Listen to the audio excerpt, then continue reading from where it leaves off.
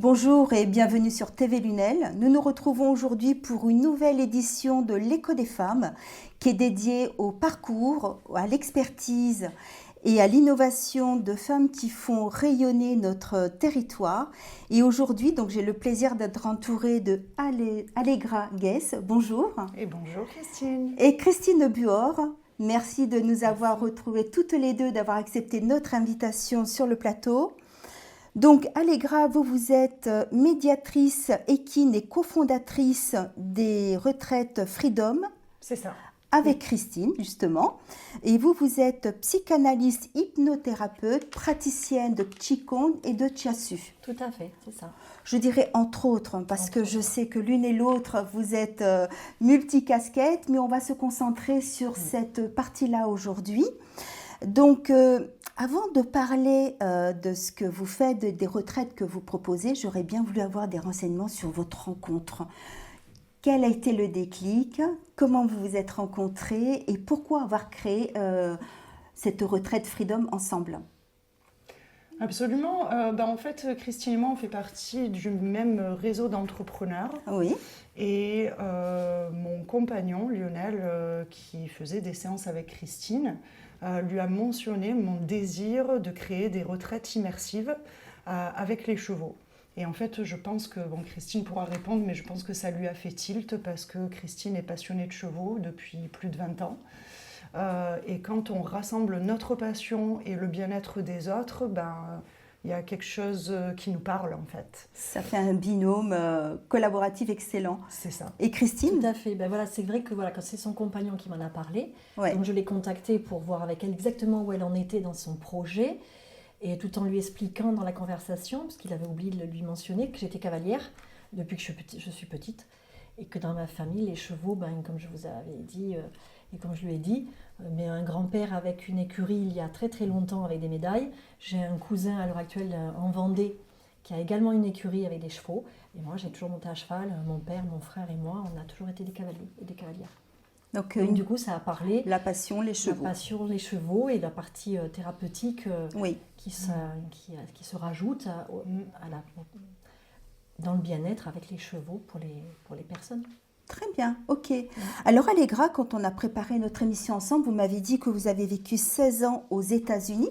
Tout à fait. Et c'est ce qui vous a permis de contribuer et de faire venir un concept qui est peu connu en France, qui est la médiation équine.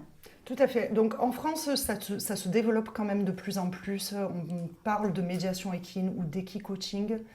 Alors c'est vrai qu'aux États-Unis, il existe des centres spécialisés qui sont partout dans les États-Unis. Donc que ce soit de l'équitation thérapeutique pour personnes en situation de handicap, qui a été mon métier pendant plusieurs années, ou bien tout le côté bien-être et santé mentale, développement personnel et bien-être intérieur, qui est tout ce qui s'appelle aux États-Unis la psychothérapie et l'apprentissage assisté par le cheval. Donc en France, ça s'appelle la médiation équine, c'est complètement en essor.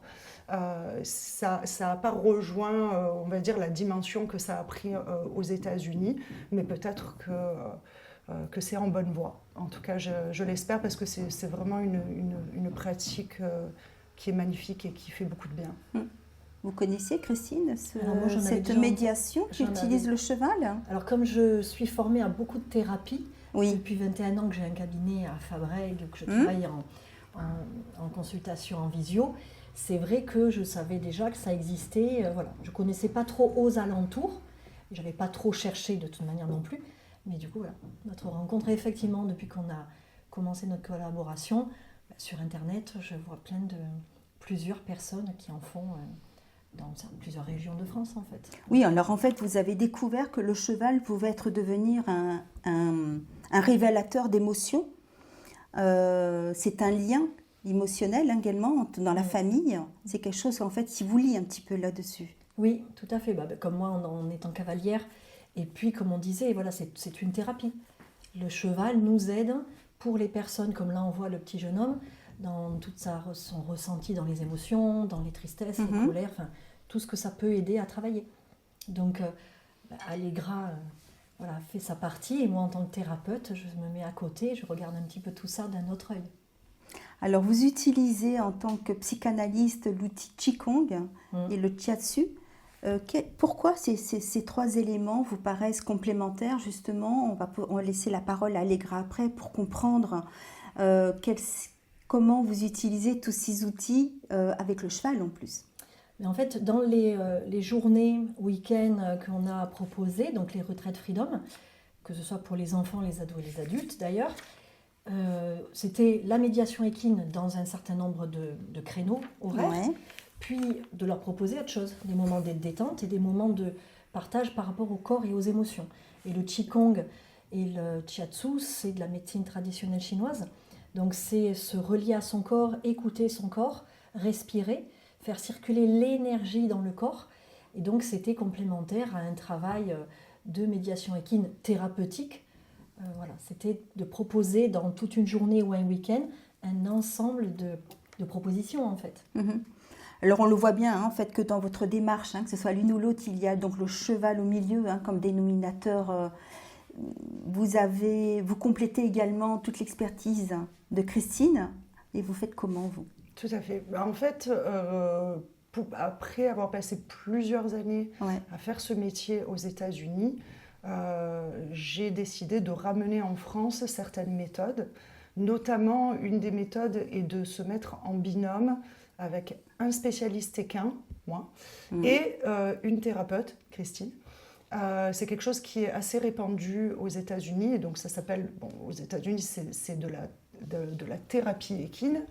La complémentarité et le binôme, en fait, font que moi, je suis là pour organiser et être la médiatrice entre l'humain et le cheval, les amener à interagir, mais avec une finalité. Chaque interaction a une certaine finalité, que ce soit les aider à gagner de la confiance en soi, que ce soit les aider à communiquer plus clairement, plus sereinement, les aider à réguler leurs émotions.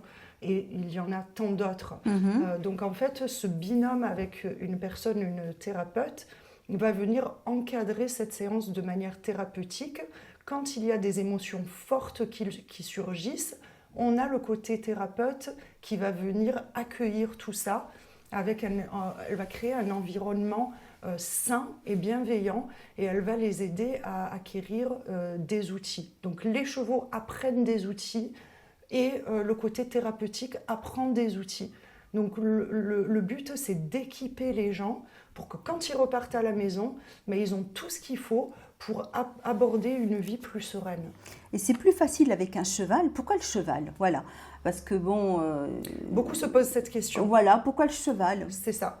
Beaucoup se posent cette question et puis même, je pense que Christine pourra confirmer, même en étant cavalière depuis de nombreuses années, on ne connaît pas les chevaux dans toute leur splendeur.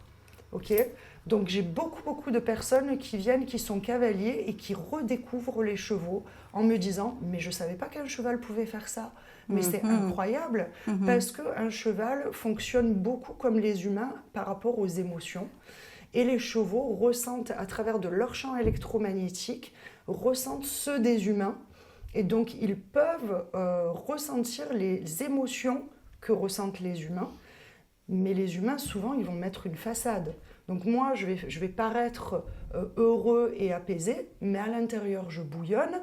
Le cheval voit que ça, il ne voit pas la façade. Donc en fait, il va refléter ça.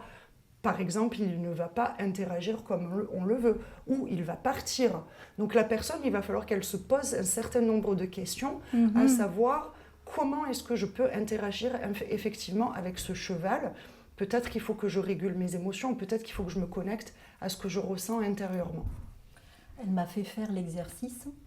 Je suis cavalière, mais j'ai fait l'exercice, un des exercices qu'elle propose. Et effectivement, le cheval, soit il ne m'écoutait pas, soit il allait de l'autre côté, soit c'était je vais manger. Donc au fur et à mesure, je suis montée crescendo dans ma posture pour que le cheval sente ce que je voulais qu'il fasse. Et donc au fur et à mesure, on a bien rigolé quand on a fait la séance, parce que du coup, même moi, si je ne peux pas poser mes limites, si je ne sais pas dire oui, si je ne sais pas être ancrée dans ce que je veux dire et de faire transmettre, le cheval, alors lui, dans son ressenti. En fait, il n'écoute pas. C'est genre, voilà. est-ce que tu veux vraiment dire ce que tu veux dire? Parce que moi pour moi, je pense pas. En fait, j'ai pas suffisamment d'intention de ta part, donc je vais t'ignorer. Donc, qu'est-ce qu'on va faire et qu'est-ce qu'on va mettre en place? Et là, c'est vraiment une panoplie de choses, que ce soit, comme on l'a dit, hein, les émotions, la manière dont je communique, qu'est-ce que mon corps communique, parce que les chevaux communiquent de manière corporelle. Donc, oui, c'est non-verbal. Enfin, c'est ça qui est difficile. Si vous n'êtes pas à côté, je suis participant, je ne saurais pas interpréter. Pour moi, le cheval, il s'en va, tête de mule, quoi. Il s'en va. Et non, justement, Aléna va reprendre en disant, Christine, comment tu te sens à l'intérieur? Si je suis juste en promeneuse, le cheval, il ne m'écoute pas, il ne me sent pas. Et elle m'a demandé au fur et à mesure de me positionner, d'être un peu plus sûre de moi, parce qu'il ne fallait pas que je parle. J'étais moi aussi dans la communication non-verbale avec le cheval. Et c'est ça. Donc c'était mon ressenti qui a fait au fur et à mesure de ce qu'elle me demandait. J'ai dû monter dans mon ressenti, dans mon émotion, dans ma posture, pour que le cheval me sente et enfin interagisse avec moi. Oui, donc c'est vraiment un travail sur soi, en profondeur, que propose en fait le cheval en plein milieu, quoi, un lien. Oui. En fait, quand les personnes viennent vous voir et qui s'inscrivent pour la toute première fois, à la base, ils viennent chercher quoi? Ils viennent chercher, alors ça dépend des personnes, mais on va dire qu'un gros, pour la population adulte qui traverse certaines choses difficiles, qui ont du mal à comprendre ce qui leur arrive. On a beaucoup de personnes en burn-out, beaucoup de personnes en dépression, beaucoup de personnes qui sont confuses, qui ne savent pas vraiment comment avancer et comment se sortir de ça. Donc en fait, ils viennent chercher de la clarté, un apaisement, de la compréhension face à ce qui se passe autour d'eux. Et en fait, nous, ce qu'on va leur procurer, c'est, moi quand j'appelle ça des outils, je ne sais pas si c'est vraiment clair, mais en fait, notre cerveau fonctionne d'une certaine manière quand on apprend des choses. Donc on a des chemins neuronaux qui se créent dès qu'on apprend quelque chose. Et ces chemins neuronaux deviennent une départementale ou une autoroute au plus on apprend la chose. Donc imaginez quelqu'un qui n'a jamais dit non, qui ne sait pas c'est quoi poser ses limites. Il n'a aucun chemin neuronal qui lui dit comment faire ça. Arrive un cheval de 600 kilos, il va te marcher sur le pied si tu lui dis pas non. Donc là, tu es obligé de lui dire non, absolument pas ça, c'est pas OK. Du coup, un chemin neuronal se crée. Et au fur et à mesure de ces exercices, ils retournent à la maison. Et dès qu'il y a quelque chose qui ne va pas et qu'ils ne doivent pas accepter dans leur vie, ils ont l'outil qui s'est construit dans le cerveau. Donc, ils savent comment dire non.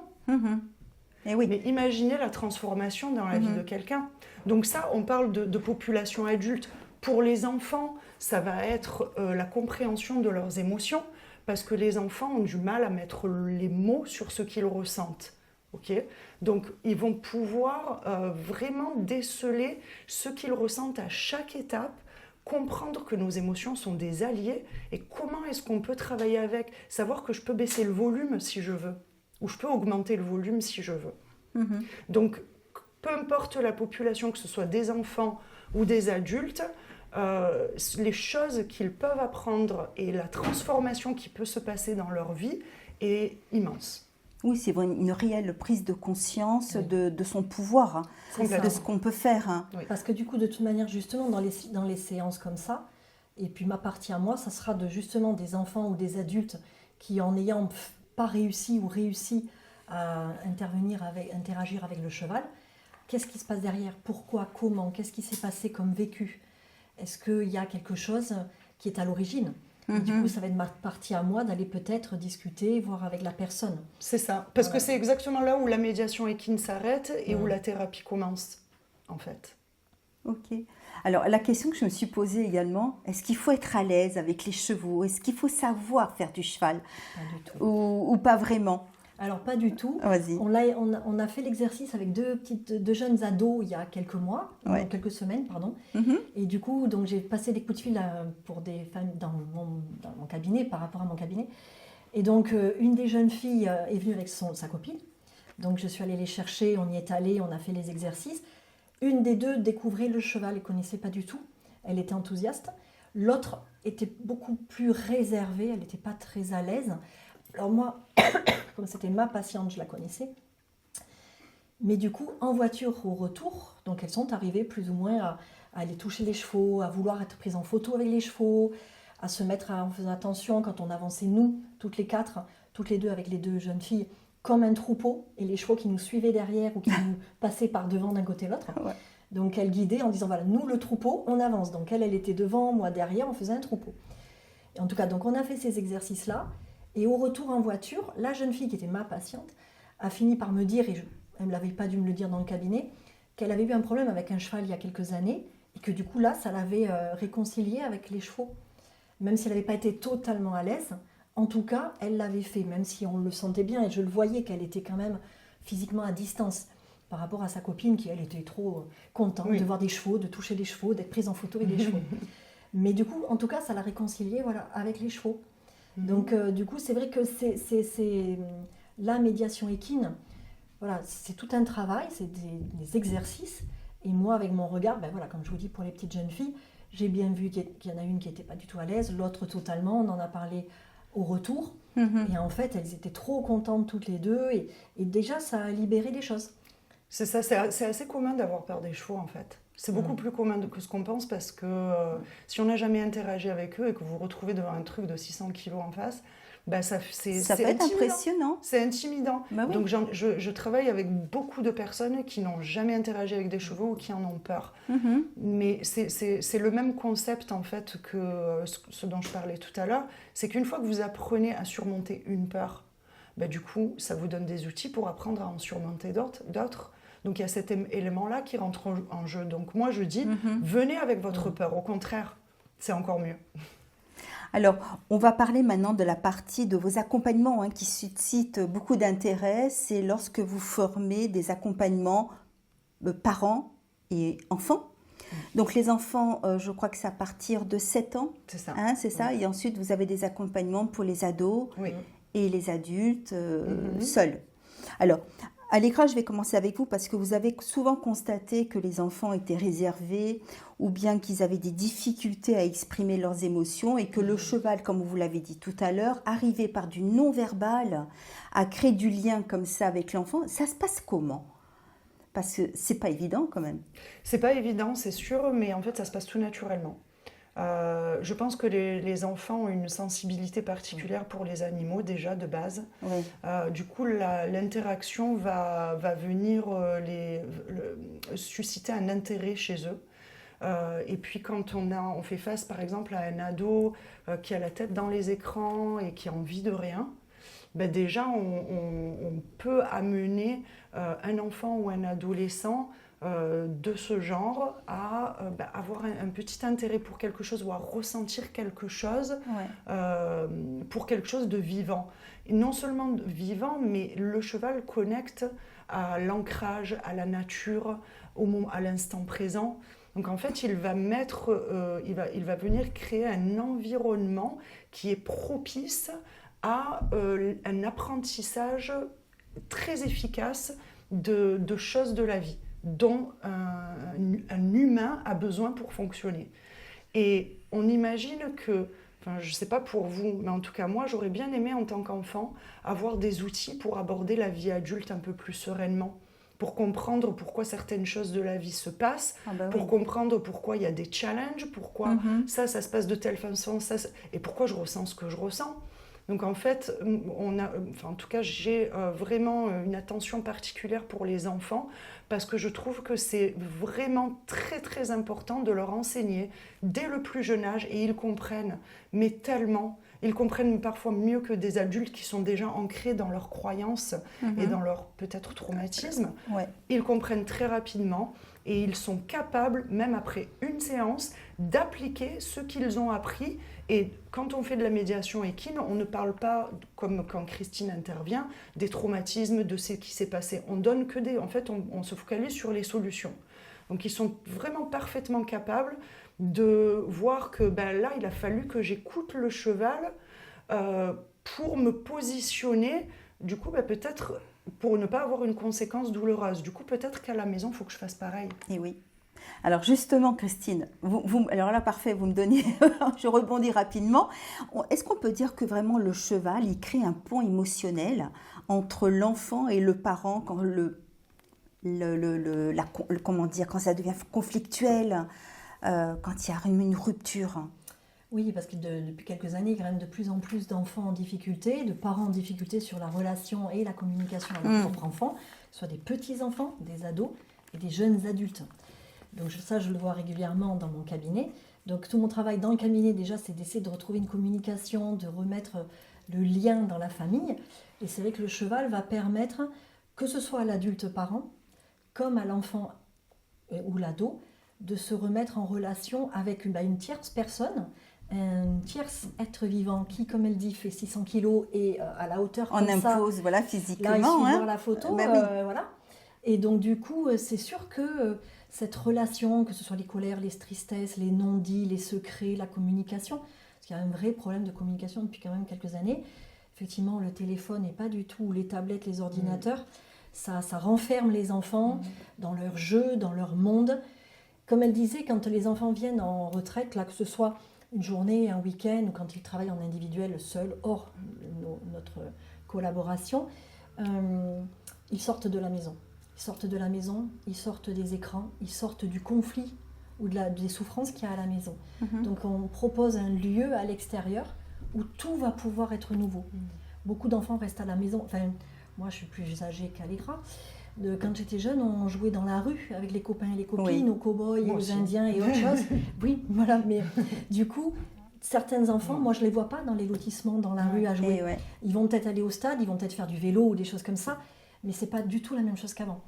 Et là, le monde extérieur, les mères, on est le monde intérieur, les pères et les hommes, le monde extérieur.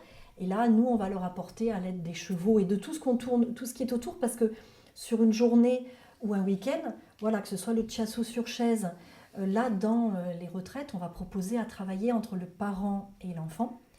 Le parent va être à l'écoute de l'enfant dans son corps et son ressenti, et va faire du shiatsu, c'est-à-dire toucher ou appuyer à des endroits du corps de l'enfant. Mais l'enfant va apprendre à écouter son parent, que ce soit sa mère ou son père, et à aller toucher là où il pense qu'il y a besoin. Donc il va y avoir tout un travail d'écoute de l'autre, dans le corps et le ressenti et les vibrations. Et du coup, qu'est-ce que je peux apporter à l'autre? Donc il y a vraiment aussi réapprendre à toucher l'autre par l'écoute, par le toucher vraiment, avec tout ce que ça veut dire. Donc il y a vraiment un autre type de travail dans tout ce qu'on propose dans le week-end. Ok. Alors, justement, Allegra, vous avez un exemple, vous, d'un binôme parent-enfant qui a vraiment... ils ont tous bien fonctionné, bien sûr, mais un qui est particulièrement impressionnant, qui vous a marqué, un exemple. Je vais parler du plus récent. C'est d'ailleurs ce jeune homme qui est adorable, très sensible. Où ça s'est passé il n'y a même pas 2 semaines. La plus grosse leçon lui a été enseignée dès le départ, non pas par le cheval, non pas par moi, non pas par personne, par le chat. Donc en fait, quand on arrive dans une écurie, c'est l'environnement entier qui rentre en jeu. Tout fait partie de l'expérience. C'est pour ça qu'on appelle ça des expériences immersives. Donc déjà, comme Christine l'a mentionné, ça crée une coupure. On sort du monde urbain pour se retrouver connecté à la nature. Il n'y a rien de mieux pour avoir vraiment un environnement super sain. Mais ce jeune homme voulait donc... adore les chats, ce que je comprends, j'adore les chats aussi. Le chat en avait peur, c'est un petit chat peureux, mais il voulait vraiment interagir avec le chat. Donc il est allé, puis il a pris le chat pour lui faire un câlin, et le chat, il lui avait clairement dit non, mais il voulait quand même lui faire un câlin, le chat l'a griffé. Donc il était, aïe, le chat m'a griffé, ok, donc on va en parler. En fait, qu'a dit le chat au départ, à la base, il a dit quoi? Il a dit non. Et voilà. D'accord. Donc, rien qu'avec ça, en fait, il a pris ça à la maison et un adolescent, ça répond. Maman, elle dit fais ci, fais ça, et puis un adolescent, en général, ça répond. Il a beaucoup plus l'écoute et beaucoup moins l'envie de réagir instantanément. Il a pris du recul. Pendant ce temps-là, la maman a pris du recul aussi. On a beaucoup parlé de poser. Parce qu'avant d'arriver à interagir avec un cheval, il faut qu'on pose tout avant d'arriver à interagir avec le cheval. Mais imaginez à la maison si on faisait ça, si on posait tout ce qu'on a et qu'on les laissait derrière nous, hein, tous nos bagages, mes émotions, mes colères, ma frustration du matin, du boulot, du machin, avant que je rentre et que j'interagisse avec ma femme, mon mari, mes enfants. Okay ? Donc on a parlé de ça. Donc en fait, tous les deux, chacun de leur côté, ont appris cette petite leçon qui paraît toute petite, mais qui est très significative. Et une semaine après, ils sont retournés à l'endroit du mas, parce qu'il y a une rivière en bas. Et ils m'ont envoyé une vidéo en me disant « Regarde, on est revenu là, parce que c'est représentatif de la sérénité qu'on a ressentie. Ce moment-là nous a réconciliés. Merci. » On reste muet, hein, c'est bon. Voilà, c'est ce qui se passe dans chaque séance. Il y a toujours quelque chose de merveilleux qui fait vraiment chaud au cœur. Parce que quand on a vraiment le désir de mettre à service ce qu'on fait pour les autres et qu'on a ce genre de retour, on veut en faire plus. Surtout que c'est instantané, quoi. C'est tout de suite. Très instantané. Tout à fait. C'est ça qui est chouette, en fait. Hein. Très instantané. On n'a pas besoin d'être là pendant un an. Ouais. Alors justement, ce jeune homme est revenu faire une photo du mas et je voulais vous... Est-ce que vous pouvez nous expliquer déjà ce mas, il est où, comment il est constitué, parce que bon, ça a l'air d'être un milieu assez atypique. Hein, il accueille des chevaux, c'est ça? C'est magnifique. Ils ont des chevaux. Alors, dites-moi. Ils ont leurs propres chevaux. Il y en a combien? Il y en a une dizaine. Ouais. Il y en a une dizaine avec lesquelles on peut travailler.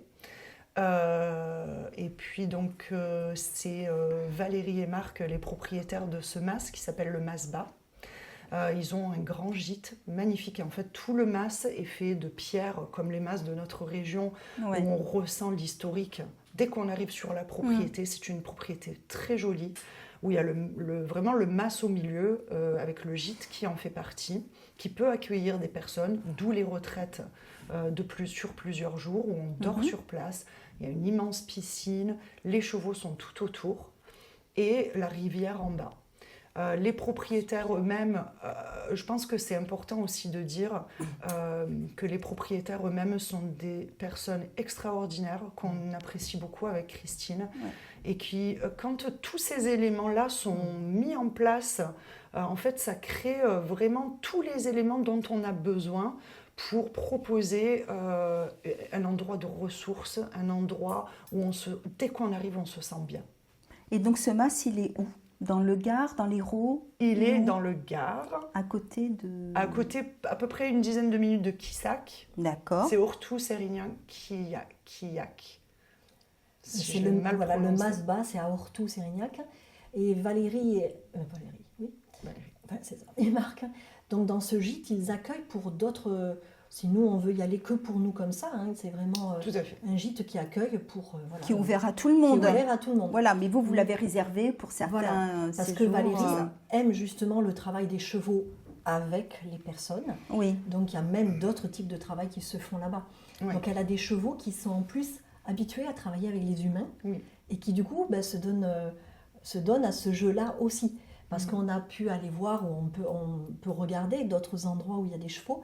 Et tous les chevaux ne vont pas être aussi ouverts à ça. Si c'est des chevaux qui servent que pour être montés, ils vont pas avoir ça. Ceux-là sont montés aussi, mais du coup, ils ont un peu l'habitude de travailler déjà, et donc ça leur... voilà. Parce qu'elle accueille des formations de chiropractie sur cheval, d'ostéopathie, pardon, c'est plutôt ça, d'ostéopathie sur... Donc, ils ont l'habitude d'interagir avec des humains, donc c'est des chevaux très dociles. Ils sont magnifiques. Bon, je trouve que tous les chevaux sont magnifiques, mais ils sont très très beaux ces chevaux. Donc c'est vraiment, et puis dans le métier de la médiation équine, la partie sélection des chevaux est très importante aussi. Bien sûr. Alors justement, dans ce que vous proposez, on a vu qu'il y avait le duo adolescent-parent. Alors la question, est-ce que c'est un parent? Est-ce que papa, maman peuvent venir? Il peut y avoir aussi des frères et des sœurs. Comment ça se passe? Est-ce que il y a toute la fratrie qui peut venir? Il peut y avoir tous les formats. Ou pas? Ou c'est vraiment le format... Les cousins, cousines, l'oncle, la tante, non. Peut-être pas aussi loin, mais enfin bon, s'il faut, je sais pas. En fait, ça dépend du format, ça dépend des personnes, de leur demande. S'il y a une maman seule, par exemple, avec 2 enfants et qu'elle veut pouvoir restaurer une relation, une communication, tout ce qu'on a pu dire tout à l'heure, ben, elle va peut-être venir avec ses 2 enfants. Ça peut être le père et la mère avec 2 enfants ou un enfant. Ça va dépendre. C'est assez flexible en fait. Ça peut être la famille entière. Voilà. Oui, bien sûr. Nous sommes là pour justement proposer quelque chose qui va aider les uns comme les autres. Donc, comme on a dit, des enfants de 7 ans, ça peut être des ados de 10 ans, de 15 ans ou de 18 ans avec leurs parents. Donc, ça va être en fonction des besoins et des demandes. Et on va ajuster soit sur une journée, soit sur un week-end. Si on a des demandes où justement il peut y avoir une famille agrandie, on va peut-être proposer et trouver ensemble un jour, une date qui correspond pour pouvoir faire cela. Sinon, ce qui est prévu à la base, comme par rapport au couchage, à l'hébergement en fait, puisque ce qu'on propose sur le week-end, c'est tout ce qui est hébergement, la nourriture sur place, tout le travail, toutes les temps de pause, que ce soit Qigong, Shiatsu, la médiation équine, des temps de pause à la piscine ou à la rivière, et des moments de parole, groupe de parole, échange, et même des soirées un peu festives le samedi soir. C'est un lieu qui peut recevoir 10 personnes, donc a priori 2 par 2. On va dire 5 binômes à peu près. 5 binômes, c'est ça. Sauf si voilà, il y a des binômes un peu plus élargis parce que c'est la famille. D'accord. Alors justement, on va en venir, avant de se quitter, sur les prochains rendez-vous, puisque vous avez déjà arrêté des dates. J'ai vu que le 13 juin, c'était une journée spéciale pour les adultes. C'est ça. Alors, quel est le profil de ces adultes qui pourraient être intéressés comme ça par une journée d'équithérapie ? Ça peut être des personnes qui justement, comme disait tout à l'heure Allegra, sont perdues dans leur vie, ne savent plus au niveau orientation personnelle, de couple, de travail, et ont besoin d'un espace à l'extérieur, comme on disait également tout à l'heure, pour se poser, pour se ressourcer, pour se recentrer sur elle ou il ou lui, et du coup, avec tout ce dont on a parlé jusqu'avant. Donc ça va être que ce soit des personnes qui traversent des transitions difficiles, des personnes qui sont en burn-out. Il y en a énormément en ce moment. Le burn-out découle sur des dépressions. Et on a des personnes qui, maintenant, en tant qu'adultes, ne savent plus où aller, ne savent plus comment avancer, ne savent plus, n'ont plus la force, en fait. Donc, une fois qu'ils viennent et qu'ils ont cette expérience et qu'ils repartent avec tous ces outils en main, ça va leur permettre de sortir du mal-être dans lequel ils sont. Complètement. Alors ça, c'est le 13 juin. C'est ça. Le 14 juin, là, cette fois-ci, vous accueillez des binômes, c'est-à-dire ados-adultes, avec le papa et la maman. Ou enfants. Donc, on rappelle, c'est à partir de 7 ans. Tout à fait. Et l'adolescent, OK. Donc là, pareil, ce sont des familles qui viennent, qui rencontrent des difficultés intrafamiliales ou pas spécialement. Ça peut être simplement l'ado qui rencontre un parcours un peu difficile avec son histoire. J'ai une jeune maman qui va faire une séance individuelle, mais elle a 2 filles qui ont un grand écart d'âge. Il n'y a aucun conflit, tout va bien, mais elle veut juste les rapprocher. Donc en fait, cool. ça bien peut être aussi. juste ça, absolument. Ouais. Donc on a vu le 13 juin, le 14 juin, j'ai vu aussi un week-end cette fois-ci, le 6 et le 7 juillet. C'est ça. Donc là, ce sont les binômes. Là, c'est pour les parents-enfants. Les parents-enfants. Oui. Donc c'est là, sur 2 jours. Disons que la différence, c'est qu'il y a peut-être plus de temps, pour se reconnecter. Les séances de médiation équine seront doublées. Plus, en fonction du temps, les séances de médiation équine sont doublées ou triplées. Les séances de Shiatsu, Qigong et autres pauses de détente et de groupe de parole sont doublées en fonction du temps que l'on propose. Oui, et puis en 2 jours, du coup, on a le repas du soir qui est partagé, on a des moments ludiques, moments où on peut partager.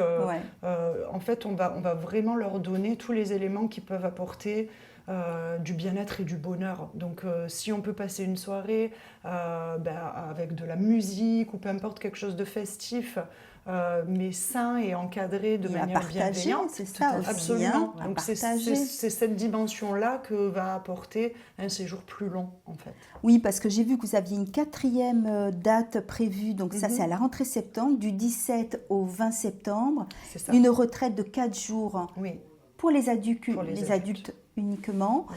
Alors, on a bien compris que 4 jours, donc les gens vont pouvoir en profiter un petit peu plus. Oui. Mais si les dates ne conviennent pas, où est-ce qu'ils peuvent vous contacter? Déjà, pour avoir des renseignements plus précis.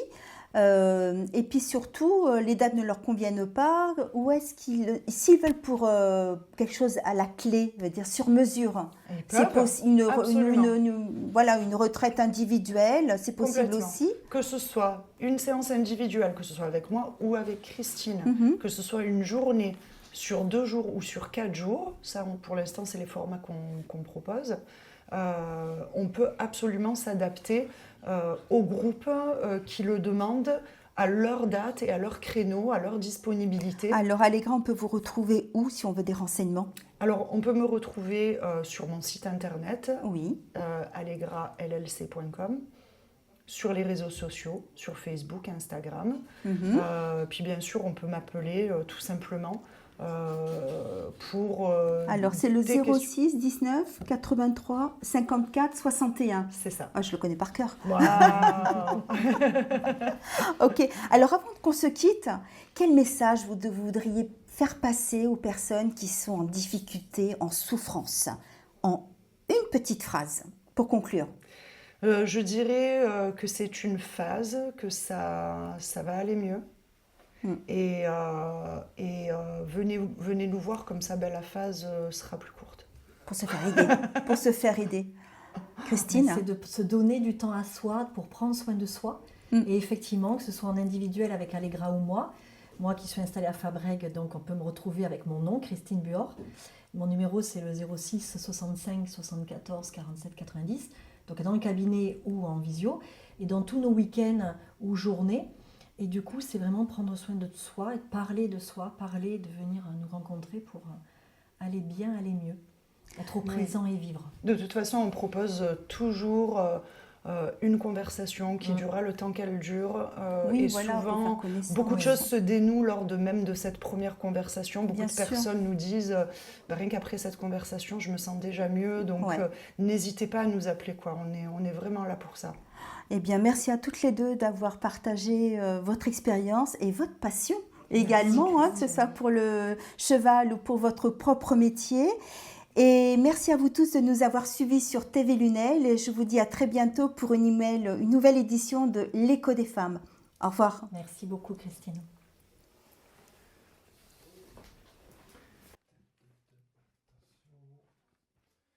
Et un petit clap de fin.